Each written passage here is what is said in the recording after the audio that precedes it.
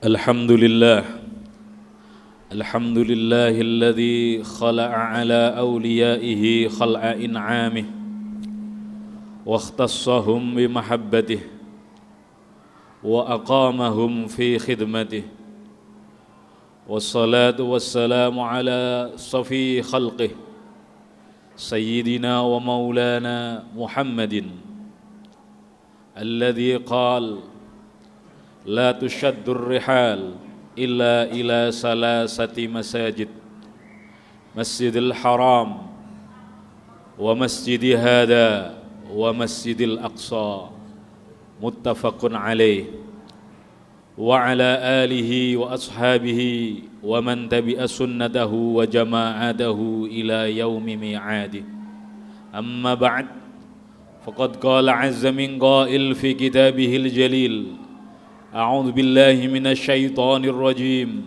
بسم الله الرحمن الرحيم يا أيها الذين آمنوا اتقوا الله وكونوا مع الصادقين فيا عباد الله اتقوا الله اتقوا الله اتقوا الله حق تقاته ولا تموتن إلا وأنتم مسلمون واعلموا أن في المساجد 4 منافع ونسي فيها كثير من الناس.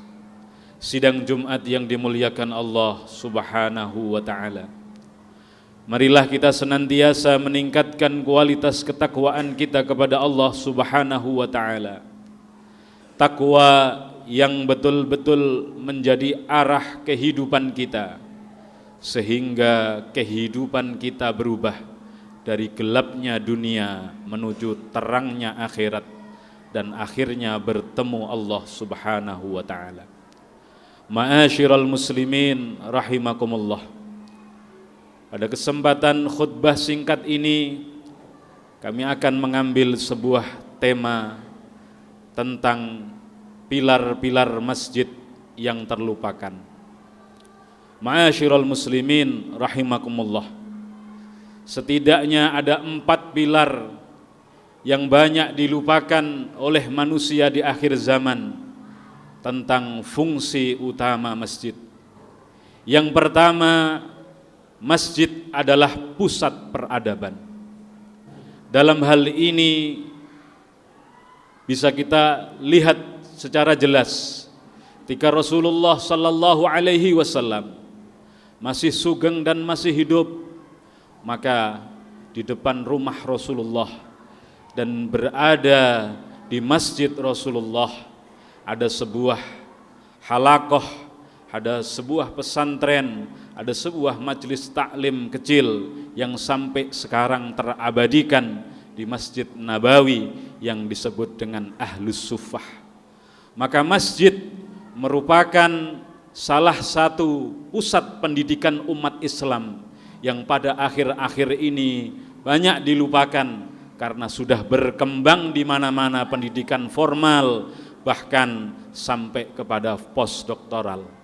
Ma'asyiral muslimin rahimakumullah, ada sesuatu yang indah dari pelajaran ketika masjid ini dalam istilah Wali Songo disamakan dengan Padang Kurusetra, di mana Kurawa dan Pandawa bertemu dalam suatu gulawentah atau tarbiyah spiritual, sehingga manusia-manusia yang datang tidak hanya orang-orang yang notabene baik saja, tapi orang-orang yang masih mengharapkan kebaikan, yang ingin menjadi baik seperti Kurawa, sehingga akan digulawentah di masjid itu sendiri. Maka tidak heran bila kita melihat pesantren-pesantren kuno, maka di sebelah atau di depan dalamnya kiai, di tengah-tengah ada masjid, dan di depannya adalah kombong santri. Ini tidak lain bahwasanya pesantren merupakan sistem pendidikan yang perlu dipertahankan, sama seperti Al-Azhar Asy-Syarif yang sudah berdiri kokoh 1000 tahun yang lalu. Maka sampai saat ini kita kenal yang disebut dengan majelis ta'lim, halakoh-halakoh, dan talaki-talaki. Bahkan di Al-Azhar Asy-Syarif terdapat ruak-ruak atau kamar-kamar khusus santri yang berasal dari Asia, santri yang berasal dari Afrika, dan seluruh penjuru dunia. Tidak kalah penting majelis ta'lim yang ada di dalam masjid harus kita hidupkan adalah majelis spiritual, yaitu majelis zikir.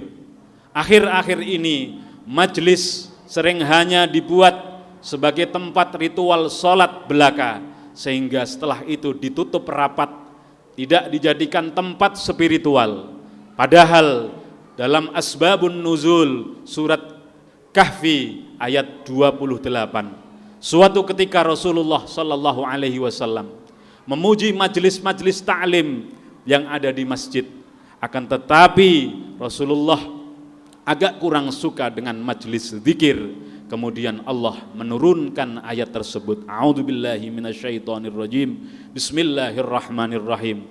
Wasbir nafsaka ma'alladzina yad'una rabbahum bil ghadati wal 'ashiyyi yuriduna wajhah.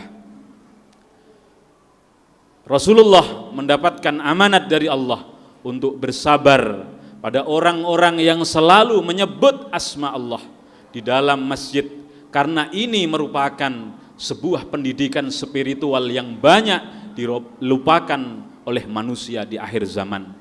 Malah dalam surat Al-Baqarah ayat 114 Allah Subhanahu wa taala menyatakan, A'udzubillahi minasyaitonirrajim. Bismillahirrahmanirrahim. Wa man adlamu mimman mana'a masajidallah ayyudhkara fiha ismuh wa sa'a fi kharabiha.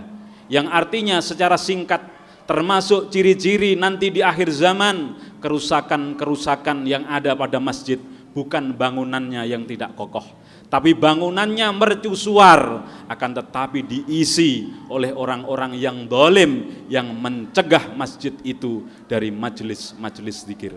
Ma'asyiral muslimin rahimakumullah. Fungsi masjid yang kedua yang banyak dilupakan oleh zaman pada akhir-akhir ini adalah persatuan dan kesatuan. Sebagaimana Rasulullah sallallahu alaihi wasallam tidak serta-merta langsung mendirikan masjid yang pertama atau disebut dengan Masjid Quba, akan tetapi melalui proses istikharah yang panjang sehingga memancar di sebelah Masjid Quba adalah Bi'ru Azak atau sumur Azak yang banyak dilupakan oleh manusia.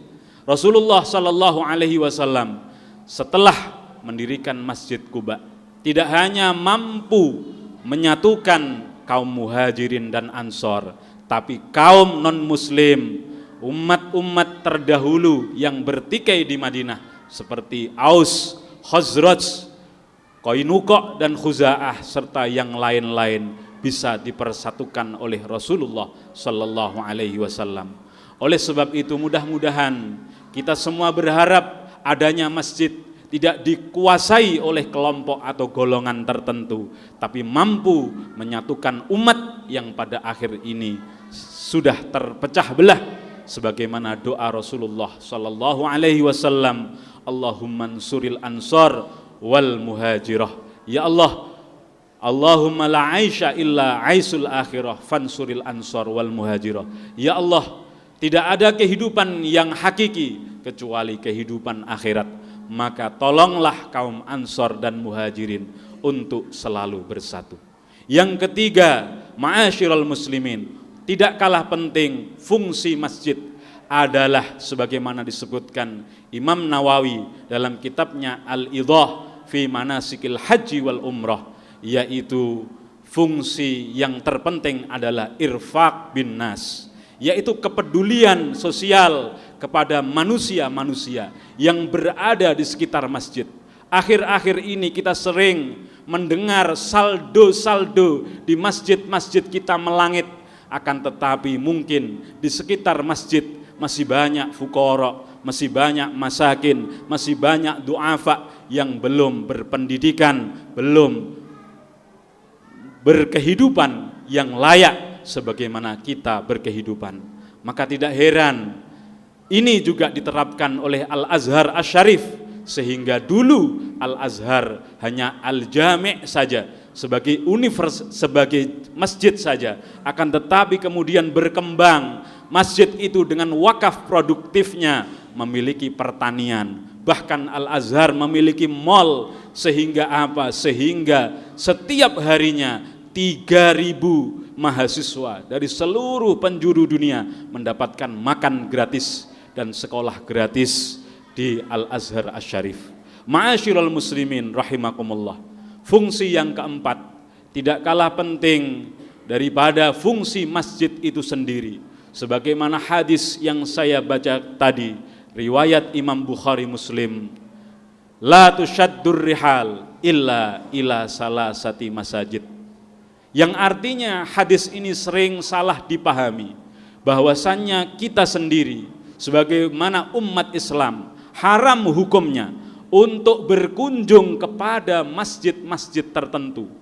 Karena apa? Karena tidak lain, hanya 3 masjid saja yang boleh dikunjungi dengan nama mengunjungi masjid tersebut karena fadilahnya, yaitu Masjidil Haram, Masjid Nabawi, dan Masjidil Aqsa. Dalam hal ini Imam Ghazali dalam Ihya Ulumuddin juz 1 menyatakan, kenapa? Karena wama ba'das salasati mutasawiyah, karena masjid-masjid di antara selain 3 masjid itu di seluruh penjuru dunia, fadilahnya, keutamaannya adalah sama saja. Tidak ada yang membedakan apakah itu masjid kecil atau masjid besar, apakah itu masjid lama atau masjid baru. Akan tetapi di sini Imam Ghazali menggarisbawahi kullu baladin lahu masajid walahu intisyaru islamihi. Disinilah setiap daerah ada masjidnya, maka masjid tersebut merupakan ukuran, merupakan barometer, merupakan tolak ukur keislaman di daerah itu berkembang atau tidak. Ketika masjidnya monoton dan tidak berkembang, maka secara otomatis umat Islam juga yang berada di daerah tersebut tidak berkualitas. Oleh sebab itu, mari kita bersama-sama di khutbah singkat ini berdoa kepada Allah Subhanahu wa taala, mudah-mudahan kita kembali kepada masjid dan memfungsikan masjid sebagaimana masjid yang pertama kali didirikan di tanah Jawa, seperti Masjid Demak atau Masjid Ampel atau masjid yang berada di istana-istana yang di mana di situ ada kerajaan Islam, seperti Masjid Patok Negoro yang ada di Yogyakarta Hadiningrat atau Masjid Laweyan yang ada di Kasunanan Surakarta Hadiningrat. Mudah-mudahan dengan khutbah singkat ini ada barokah dan manfaatnya, dan hati kita kembali kepada masjid sehingga kedekatan kita kepada Allah Subhanahu wa taala semakin hari semakin dekat, karena kematian bukanlah sesuatu yang menjauh dari kita, tapi kematian semakin berada di hadapan mata kita. A'udzubillahi minasyaitonirrajim. Bismillahirrahmanirrahim. Wal 'asri innal insana lafi khusrin illal ladzina amanu wa 'amilus solihati wa tawassaw bil haqqi wa tawassaw bis sabr. Barakallahu li wa lakum fil Qur'anil azim wa nafa'ani wa iyyakum bima fihi minal ayati wa dzikril hakim wa taqabbalallahu minni wa minkum tilawatahu innahu huwat tawwabur rahim wa qur rabbighfir warham wa anta khairur rahimin.